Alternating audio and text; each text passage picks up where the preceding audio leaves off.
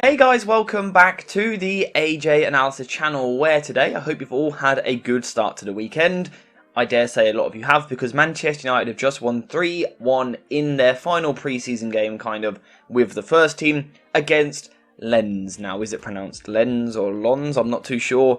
Raphael Varane before the game, though, said Lens, so that's what we're going to go with today. This is literally my immediate reaction. I'm recording this at 10 to 3, so the game is just finished. This is my immediate reaction. We're going to talk about some of the things we learned about Ten Hag's side, and importantly, the tactical side of the game, some of the good things, some of the bad things, because there was a bit of both. Of course, when you win 3-1, there's going to be positives, but there were also some slightly concerning things which we need to talk about.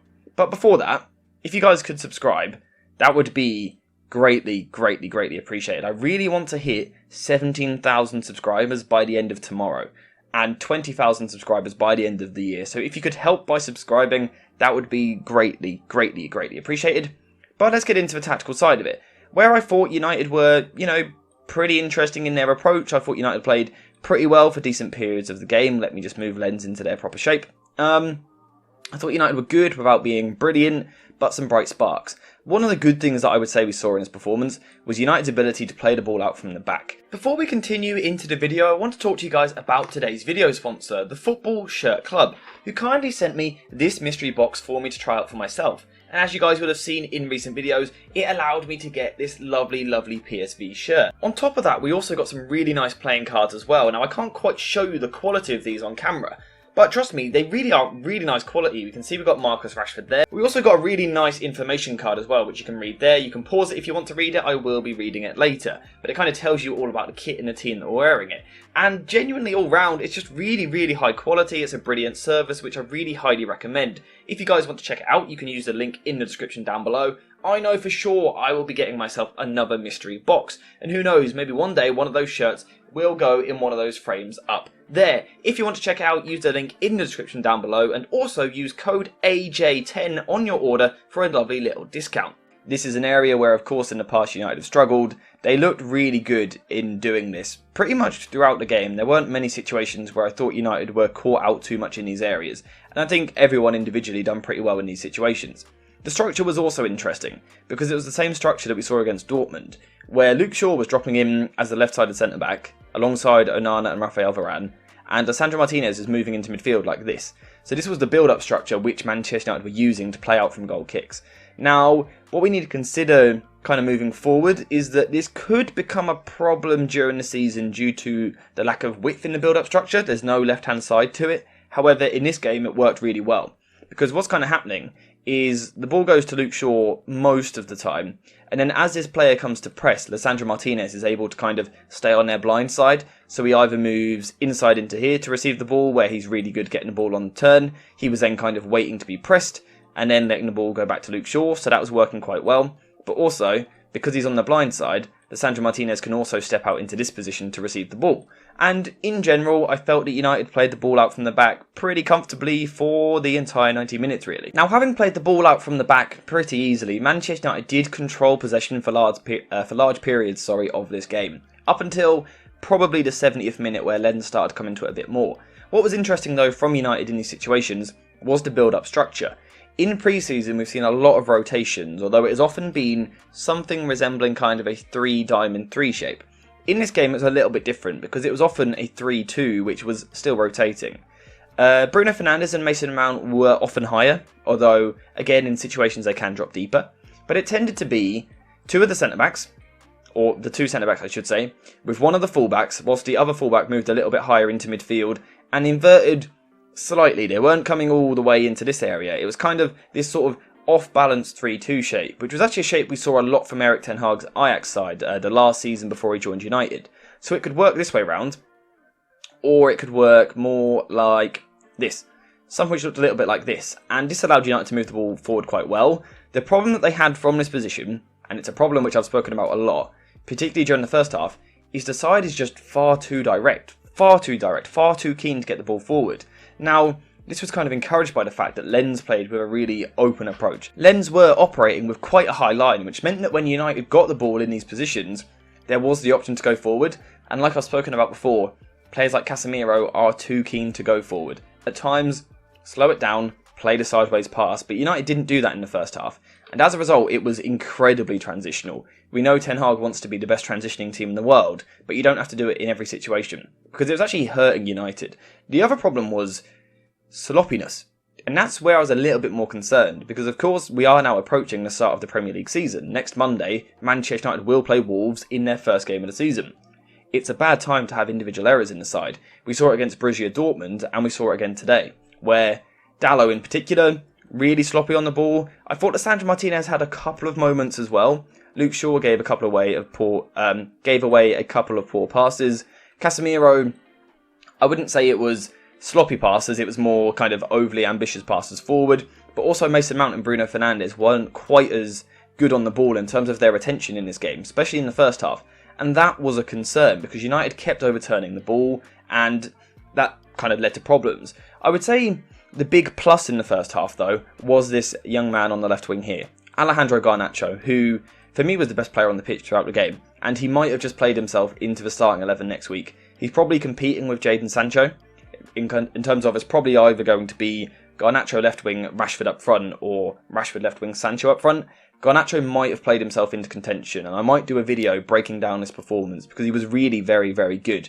He's so bright, and in particular what was working was United were playing the ball out from the back quite well down the right-hand side at times. Rafael Varane, I thought, done well on the ball. Dalot at times was sloppy, but when he was getting it right, he was able to find Bruno Fernandes, whose long passing in this game was ridiculous, finding Garnacho as the outlet. And United looked really dangerous in that way, and that was the big threat of the first half. But like I said, for me it was a bit of a concerning half, because structurally it was fine. I quite liked United's shape, it is a good way to hurt the Lens defence. But the problem was just a bit of sloppiness on the ball, and again trying to push it forward too much. In the second half, I thought that United looked a lot better. Someone like Casemiro went from having about 60% pass accuracy to being in the 80s. Mason Mount went from being in the 70s to being in the mid-80s for pass completion. Players were just keeping the ball a little bit better and just taking their time, and every pass doesn't have to be forward, occasionally go sideways. That's what United done much better in the second half. Now, that might sound odd to say because the goals actually came from really good transitioning situations, but that's exactly what I've been talking about in preseason. It's keeping the ball and playing one extra safe pass can allow you to then quickly transition. That's what Manchester United done much better in this game, in the second half. They were a bit more patient on the ball, which just draws Lens onto you a little bit more, but then they were making better decisions, but importantly executing the passes better, which then kind of, like I was saying, draws Lens onto you. Then they had the transitioning threat. I thought Antony was brilliant on the transition. Don't want to focus on that too much today because I want to do a separate video on that, but he was really good on transition with Marcus Rashford and Alejandro Garnacho playing as the two runners. United looked so dangerous in transition in the second half, but the reason that they were so dangerous was because that they were keeping the ball better in deeper areas. So they're slowing it down, making better decisions, better executed passes from the likes of Casemiro, Dalot, Lisandro Martinez. They were much better on the ball in the second half, which then allows these more attacking players to flourish. I thought Mason Mount was getting into really, really good attacking positions.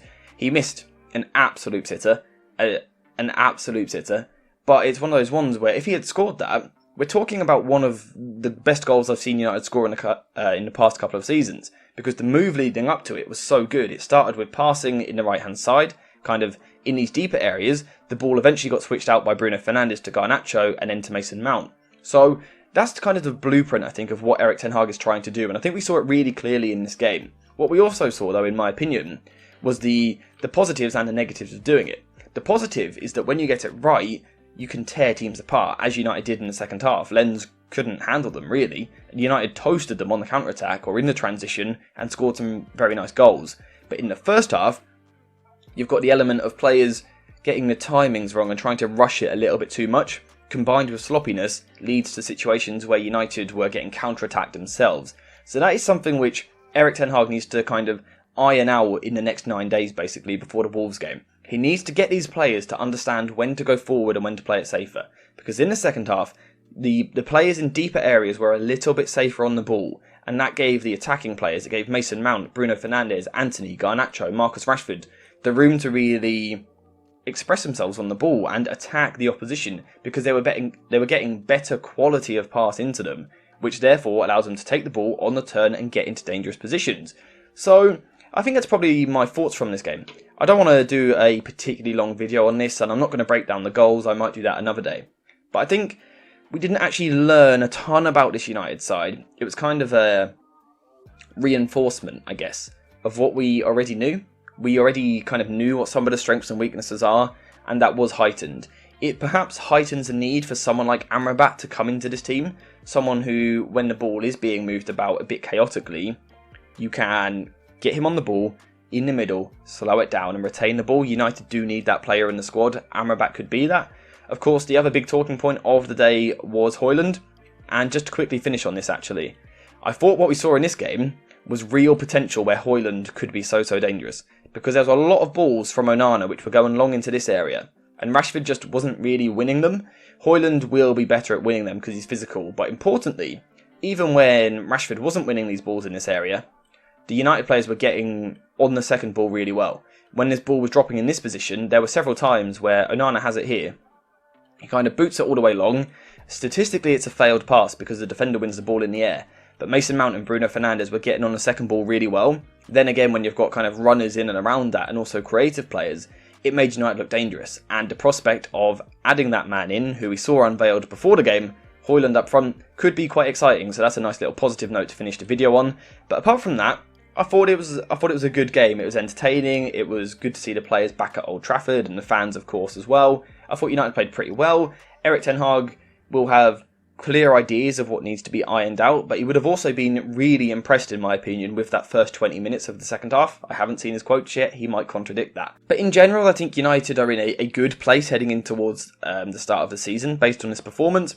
I think, again, there's clear things which need to be sorted out, particularly in the midfield, certain movements, but also the defence as well. But we're just going to have to wait and see what Erik ten Hag does with that. But in terms of this particular game, that's all I've got to say for today's video. So thank you guys for watching. I hope you have enjoyed it. And as always, I'll see you in the next one.